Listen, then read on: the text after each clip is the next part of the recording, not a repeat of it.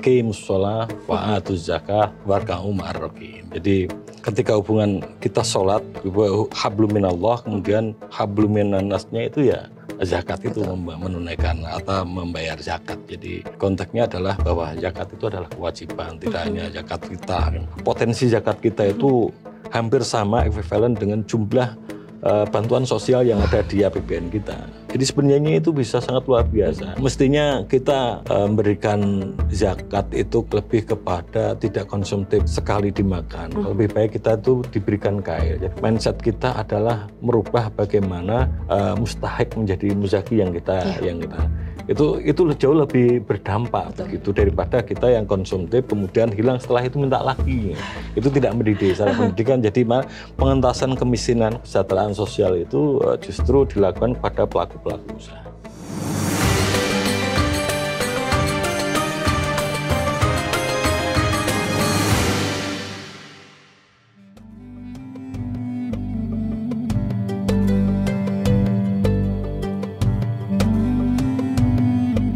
Sobat Expos Indonesia, kembali berjumpa bersama saya Cynthia Kurnia, masih dalam podcast bersama dengan Kementerian Agama Provinsi Jawa Tengah. Masih di bulan Ramadan, kita akan bahas tema-tema yang tentunya menarik dan juga penting untuk Sobat Expos simak. Hari ini kita akan ngomongin seputar zakat ya, peran zakat dalam mewujudkan kesejahteraan sosial di Jawa Tengah. Nah, di bulan Ramadan seperti ini tentunya kita umat muslim sudah mempersiapkan zakat fitrah. Nah, padahal nih zakat ini tidak hanya zakat fitrah saja Sobat Expos, dan apakah juga Sobat Expos sudah mengetahui seberapa dalamnya begitu, dimulai dari bagaimana hak-haknya, kemudian juga seperti apa untuk distribusinya. Kita akan bahas lengkap pada kali ini bersama dengan narasumber, ada Bapak Haji Imam Bukhari SAGMSI selaku Kabid Penerangan Agama Islam dan Pemberdayaan Zakat dan Wakaf dari Kemenak Jateng. Assalamualaikum Pak Imam. Waalaikumsalam warahmatullahi wabarakatuh. Sehat ya Bapak ya? Alhamdulillah sehat. Kita ketemu lagi Pak, masih dalam suasana ibadah Ramadan. Seperti apa Pak? Apakah mulai agak-agak ngantuk ketika di kantor Pak?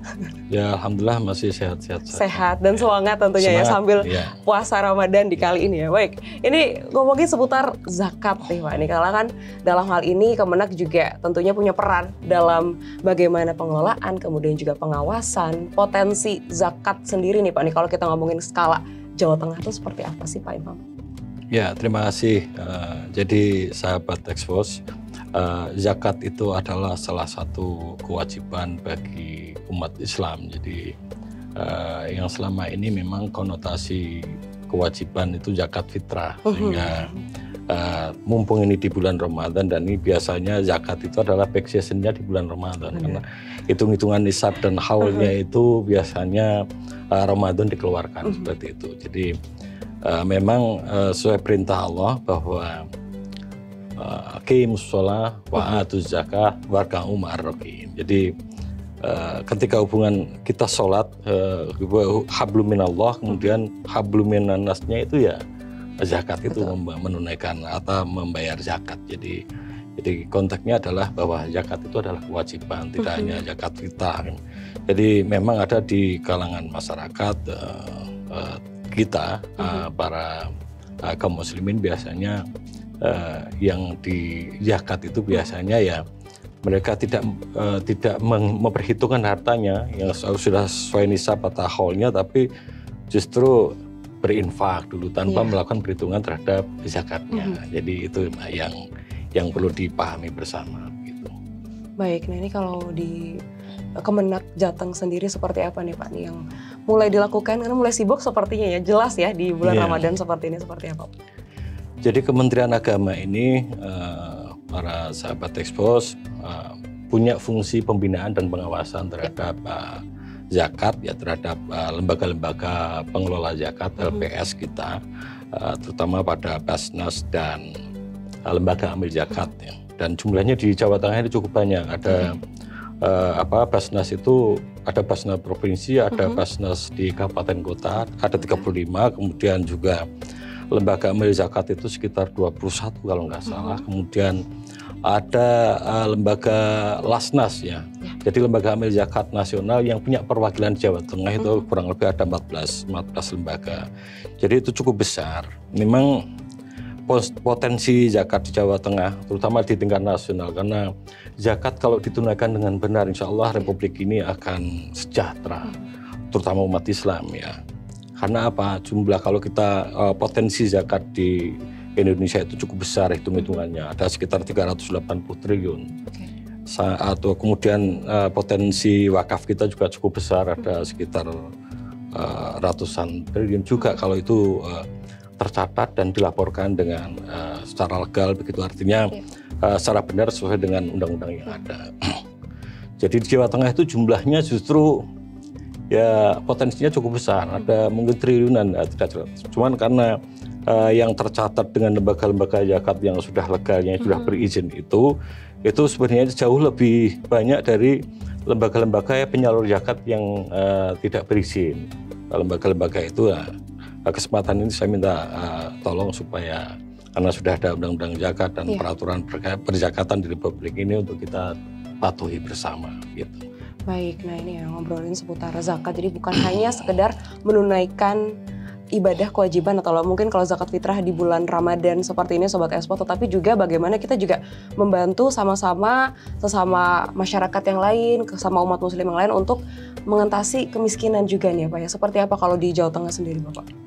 Ya, di Jawa Tengah sendiri kita melakukan upaya pindahan terus-menerus terhadap lembaga pengelola zakat berkaitan dengan bagaimana proses perencanaan, kemudian proses pendayagunaan, kemudian proses pentasarufan itu harus sesuai dengan aturan yang ada, sehingga kita akan terus-menerus mengawasi itu karena bagian dari tugas Kementerian Agama sesuai Undang-Undang Nomor 23 Tahun 2011 tentunya berkaitan dengan zakat itu kita akan lakukan terus-menerus, baik itu secara langsung maupun tidak langsung, begitu. Baik, dan ini dampaknya juga jelas sudah dirasakan oleh masyarakat Jawa Tengah sendiri. Iya, dampaknya sudah kita beberapa hal yang program kita yang dilakukan tahun-tahun ini dan sedang berjalan juga, umpamanya program yang cukup berhasil di Jawa Tengah adalah program Kampung Zakat. Jadi Kampung Zakat itu diinisiasi oleh Kementerian Agama, juga Basnas dan juga Lasnas yang berada di Jawa Tengah ini. Ada beberapa memang segmen yang kita garap, umpamanya kampung zakat yang dibiayai atau disubsidi oleh lewat DIPA, yaitu Kementerian Agama. Kemudian juga berkolaborasi dengan Basnas dan Las. Ada memang yang kedua adalah kampung zakat yang dikolaborasi oleh Basnas dan Lasnas dan juga pemerintah daerah, itu juga dilakukan. Ada yang ketiga adalah kampung zakat yang diinisiasi secara mandiri. Jadi lembaga-lembaga itu berkumpul, stakeholder itu berkumpul untuk mendirikan kampung zakat. Dan itu bagian dari upaya kita terus-menerus. Kemudian ada beberapa kegiatan yang sifatnya pemberdayaan ekonomi umat. Jadi kita lakukan juga di Jawa Tengah itu ada sekitar 29 titik di kantor urusan agama, pemberdayaan ekonomi umat itu sedang berjalan dan itu kita verifikasi dan tentunya berhasil juga ketika bagaimana upaya Kementerian Agama supaya dengan Basnas dan Laslas itu dengan program yang berkolaborasi dengan Kementerian Agama supaya mustahik itu menjadi muzaki, jadi berubah orang yang menerima manfaat menjadi orang yang memberi manfaat, memberikan zakatnya. Jadi perubahan itu tentunya akan kita lakukan ketika program pemberdayaan ekonomi umat dilakukan. Yang tadinya pelaku usaha kecil itu yang tadinya diberi, kemudian mereka akan menjadi muzaki. Jadi hasil usahanya itu nanti diberikan kepada lingkungannya. Gitu. Pada lingkungannya, baik. Nah ini kalau membicarakan seputar zakat fitrah karena ini bulan Ramadan begitu ya Pak. Kapan waktu terbaik untuk kita menyalurkan zakat gitu? Karena ada juga yang menunggu akhir karena sampai dengan batas begitu ya Pak ya. Untuk nanti niatnya adalah ketika Idul Fitri itu semua tidak ada yang kelaparan karena yang membutuhkan pun sudah mendapatkan zakat fitrah. Seperti apa Pak? Ya, pemberian zakat fitrah itu sebaiknya sepanjang bulan Ramadan ini sampai akhir malam Idul Fitri. Ketika diberikan setelah sholat itu namanya sedekah, tidak lagi zakat sudah fitrah. Bukan zakat fitrah, beda nih ya. Ya, zakat fitrah. Jadi itu yang perlu dipahami bersama. Jadi, dan insya Allah semua umat itu dilanggar di musola dan di masjid itu sudah melakukan pengumpulan, dan lembaga-lembaga keagamaan sudah melakukan pengumpulan zakat sudah di awal-awal bulan, sehingga ada yang bentuk beras, ada yang mungkin dibentuk dalam bentuk uang sesuai dengan kemantapan dan keyakinan masing-masing. Baik, ini bisa dalam bentuk beras ataupun uang yang nanti juga akan diberikan beras, dan nilainya nih sebaiknya seperti apa nih Pak? Berasnya sebanding ya dengan beras yang ada di daerah tersebut. Yang kita makan, yang juga kita berikan untuk zakat begitu.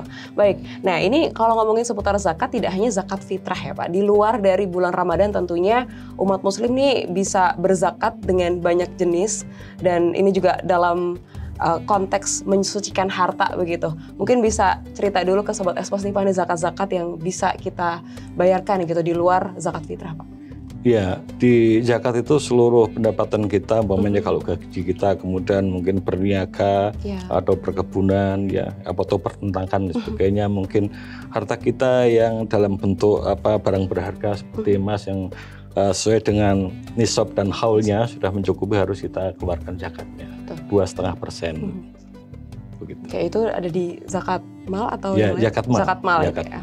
Baik, jadi mungkin yang baru tahu sekarang gitu, selain zakat fitrah ya, ada zakat mal juga Sobat Espos yang nanti bisa kapan saja ya Pak ya, tidak hanya di bulan Ramadan begitu. Iya, tapi biasanya di akhir tahun perhitungannya itu, dan biasanya menggunakan di peak seasonnya di bulan Ramadan seperti ini yang dikeluarkan. Mumpung ini lagi Ramadan, jadi suci-suci harta juga gitu ya. Baik, nah ini kita kembali lagi ke peran zakat dalam mengatasi kemiskinan begitu Pak, yang mungkin tadi disampaikan juga, ini jadi hal yang menarik Sobat Espos ya. Ketika memang semua sudah sadar, ketika kita memang wajib membayarkan zakat dan akhirnya tersalurkan dengan baik, insya Allah tidak ada lagi orang-orang yang kesulitan begitu. Dan kalau sekarang ini tingkat kesadaran masyarakat di Jawa Tengah dalam membayar zakat seperti apa sih Pak Imam?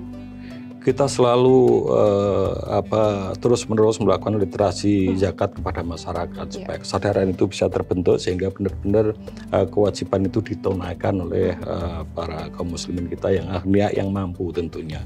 Dan itu memang salah satu, kita tidak bisa mendata secara valid gitu, begitu karena ada keyakinan memang keyakinan, tapi lembaga-lembaga yang legal ya, artinya tidak yang legal itu jauh lebih sedikit. Bisa jadi Basnas, lembaga amil zakat, baik Lasnas maupun perwakilan sebagainya, itu perhimpunan hasil pengumpulan zakatnya lebih sedikit dibanding dengan zakat yang dibayarkan oleh masyarakat yang tidak tercatat. Nah, kami menghimbau supaya lembaga-lembaga ataupun badan ataupun perorangan yang melakukan zakat itu sebaiknya disalurkan kepada lembaga pengelola zakat yang legal sesuai dengan amanat undang-undang. Itu harapan kami seperti itu, sehingga potensi zakatnya akan terlihat dengan jelas. Kita melakukan transparansi, akuntabilitas, sehingga penyalurannya juga harus seiring dengan kesejahteraan yang sedang dibangun oleh pemerintah, yang sedang dirancang oleh pemerintah. Lewat apa? Lewat data di Bappenas, Reksosek namanya, rekreasi sosial ekonomi. Itu yang menjadi tujuan kita, sehingga tidak secara bermandi sendiri-sendiri, sehingga sudah melakukan zakat tapi tidak ada berdampak kepada masyarakat, karena memang penyalurannya tidak sesuai dengan apa yang ada di data di Bappenas itu. Sehingga kami mengimbau kepada lembaga pengumpul zakat memang supaya terus-menerus melakukan koordinasi dengan data dengan Bappenas itu, sehingga seiring dengan pengentasan kemiskinan itu sejalan dengan apa yang menjadi program pemerintah. Baik, nah ini karena memang sifatnya ibadah, jadi mungkin banyak yang akhirnya memilih untuk menyalurkannya sendiri begitu ya Pak ya. Karena ada mungkin pemahaman begitu, kita harus memastikan orang-orang terdekat kita tidak ada yang kekurangan begitu. Akhirnya menyalurkan zakat mungkin ke tetangga terdekat yang kita rasa itu memang membutuhkannya. Tanggapannya seperti apa sih Pak? Apakah memang kalau zakat ya lebih baik lewat lembaga? Ya memang ada pemikiran seperti itu, memang berzakat itu lebih baik kepada wa alihi wa ashabi baru ajmain begitu. Tapi kalau jumlahnya sedikit, kalau jumlahnya itu banyak, mestinya disalurkan pada lembaga-lembaga yang legal, sehingga itu kita bisa transparan melihat itu karena seperti Basnas dan lembaga amil zakat itu di samping dia akan dilakukan audit kantor akuntan publik juga, kita akan audit syariah juga. Jadi hasilnya pun ada kewajiban dari mereka untuk diekspos ke media massa, sehingga akuntabilitas masyarakat bisa melihat, ya, kaum muslimin bisa melihat arah dan penggunaan daripada zakatnya. Gitu. Baik, mungkin kalau misalkan sifatnya adalah sedekah bisa disampaikan sendiri begitu ya Bapak ya. Kalau zakat ini karena memang kaitannya juga dengan bagaimana pemerataannya, distribusinya Sobat Expos. Jadi pilih lembaga yang legal, ini penting nih ya untuk memilih lembaga ini karena sekarang kan banyak ya Pak ya. Iya. Insya Allah setiap lembaga yang sudah berizin dan itu ada kewajiban dari kita, dari kami Kementerian Agama selaku pembina dan pengawas, ketika melakukan perizinan itu harus ada rancangan perencanaan berkaitan dengan perencanaan pengumpulan, kemudian pendayagunaan dan pentasarupan itu secara jelas. Jadi sudah jelas dan itu nanti akan kita audit juga. Oke lah, momennya dia mau melakukan mungkin ketika nanti di akhir perizinan itu akan, sebelum izin itu diperpanjang akan kita audit juga, audit syariah namanya yang itu, sehingga dari hasil audit syariah itu bisa dilakukan di Kementerian Agama, bisa melakukan memperpanjang atau tidak berkaitan dengan tata kelola, kemudian akuntabilitas laporannya seperti apa dan dampaknya seperti apa terhadap apa yang ditasarufkan seperti itu. Karena ini jelas satu tanggung jawab yang besar ya Pak dalam mengelola, menampung, kemudian mendistribusikan begitu Sobat Expos. Nah ini kalau kita bergeser ke tren digitalisasi zakat nih Pak, ini kan kekinian zakat dengan cara yang mengikuti inovasi perkembangan zaman begitu. Seperti apa nih kalau Kemenak melihatnya Pak? Ya, kita mendorong memang kita harus mentransformasi. Jadi pentasarupan penyaluran zakat kalau secara konvensional akan ketinggalan. Kan ada di keuangan itu ada pakai kris itu kan bisa dilakukan. Jadi orang dengan mudah di tengah yang media yang dia punya, dia akan berzakat tanpa harus mendatangi kepada lokasi lembaga itu. Jadi itu sebenarnya kalau teknologi digunakan akan mempermudah untuk dilakukan kegiatan. Dan kita juga upaya terus-menerus berkaitan dengan ini. Karena lembaga keuangan itu kan ada fintech gitu. Jadi kita juga bagaimana harus mengikuti keuangan teknologi keuangan yang dilakukan oleh yang terbaru begitu. Jadi bagaimana kita bisa melihat bahwa saat ini juga masyarakat sudah sangat laku ketika e-wallet begitu untuk pembayaran yang cashless. Jadi itu harus dilakukan juga oleh lembaga-lembaga badan amil zakat dan lembaga amil zakat yang ada di Republik ini. Gitu. Untuk lebih memudahkan juga memfasilitasi masyarakat begitu ya, tidak harus datang ke lokasi tapi juga bisa tetap berzakat begitu ya melalui digitalisasi zakat Sobat Expos. Bagaimana nih kalau dari Kemenak Jateng sendiri, apakah sudah menerapkan sistem digital dalam pengelolaan zakat sendiri Pak? Kembali ke Undang-Undang 23 tahun 2011 bahwa Kementerian Agama kedudukannya adalah pembina dan pengawas. Jadi kalau melakukan transformasi itu harus dilakukan adalah lembaga pengelola zakat seperti Basnas dan LAS. Tentunya kita menghimbau kepada mereka untuk mengikuti transformasi digital yang terjadi sehingga benar-benar itu bisa menjawab perkembangan zaman dan tantangan masyarakat yang lebih modern begitu. Tentu kita harapkan seperti itu. Dan kita akan terus melakukan literasi kepada Basnas dan juga lembaga amil zakat itu secara terus-menerus. Baik. Kemudian kalau ngomongin seputar tantangan jelas ada ya Pak, dengan adanya perkembangan tren sekarang jadi digital, zakat pun bisa via digital begitu. Tantangan utama dari digitalisasi zakat sendiri seperti apa sih Pak Imam? Ya. Tantangannya itu ya memang kita harus menyediakan infrastruktur secara kelembagaan, begitu juga perubahan tata kelola, kemudian bagaimana kita menyiapkan para amil kita investasi SDM yang digital skill begitu sehingga bisa mengikuti perkembangan dan itu memang harus dilakukan dan kita terus menerus melakukan itu. Umpamanya bagaimana kita meningkatkan amil kita ya, pengetahuan SDM kita terhadap dunia zakat itu dengan adanya umpamanya sertifikasi dan juga dilakukan upaya-upaya terus umpamanya BIMTEK terkait dengan peningkatan terhadap para amil kita. Baik, kemudian ini tantangan berikutnya adalah seputar transparansi. Sekarang kan semua sudah transparan, bisa diakses juga oleh masyarakat begitu, ataupun yang memberikan zakat untuk mengetahui kira-kira zakat yang disalurkan ini nih sampai di mana begitu. Kemana memastikan dana zakat tersalurkan dengan tepat seperti apa Bapak? Iya, kita ada fungsi pengawasan. Jadi Kementerian Agama ada fungsi pengawasan. Pengawasan itu dari saya bilang ada yang langsung, ada yang tidak langsung. Pengawasan yang langsung tentu kita melakukan upaya pendampingan, kita melakukan monitoring, kita melakukan upaya-upaya untuk bagaimana tata kelola bagi lembaga amil zakat itu, lembaga pengelola zakat itu menjadi baik dan sebagainya. Kemudian juga supaya kita fungsi pembinaan juga kita lakukan. Bagaimana supaya Basnas Las itu baik, itu kita menerbitkan buku-buku tentang pengelolaan zakat yang terbaru yang sesuai perkembangan zaman itu dilakukan oleh Kementerian Agama. Itu seperti itu. Baik, jadi ini memang ada fungsi pengawasan di sana yang kemudian juga sampai sekarang. Dan perlu dicatat bahwa ada kewajiban lembaga pengelola zakat itu melaporkan secara dipublish di media massa sehingga masyarakat bisa melihat berkaitan dengan laporan keuangannya itu. Jadi ini bagian dari upaya akuntabilitas dan transparansi daripada lembaga pengelola zakat.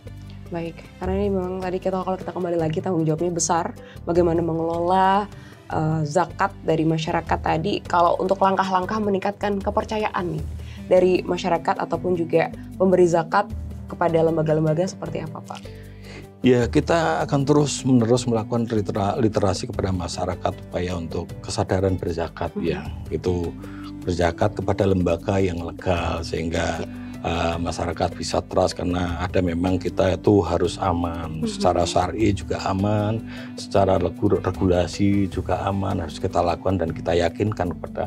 Maka lembaga-lembaga itu kan secara terus-menerus kita bina, kita awasi, ya. Kita audit juga dan juga ada kewajiban audit kepada akuntan publik juga mereka lakukan sebagai bagian dari akuntabilitas supaya fair begitu. Betul. Jadi ada memang pengawas internal juga dilakukan juga. Pengawas internal ada beberapa yang memang peraturan-peraturan yang ada di PP itu mengamanatkan pada pengelola di lembaga pengelola zakat itu untuk secara melekat melakukan pengawasan itu. Dan itu bagian dari upaya kita untuk terus melakukan supaya masyarakat itu sadar dan dengan kesadaran itu berzakat kepada lembaga yang legal.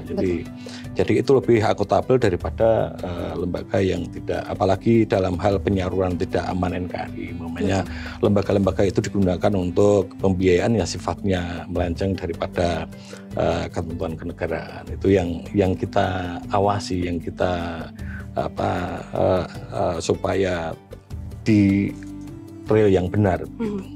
Baik, ini juga perlu dipastikan, jadi bukan hanya sekedar memilih lembaga saja. Mungkin cara membedakan ini Pak, dengan yang legal dengan yang tidak untuk masyarakat awam seperti apa sih Pak?